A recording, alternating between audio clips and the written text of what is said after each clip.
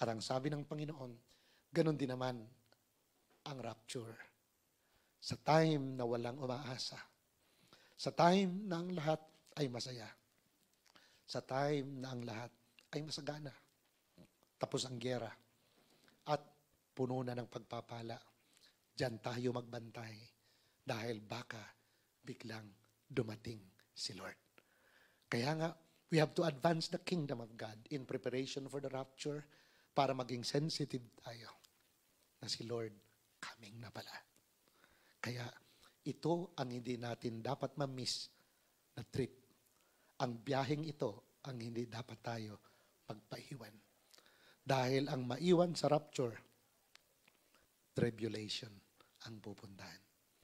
Pero ang masama sa rapture, great celebration sa heaven.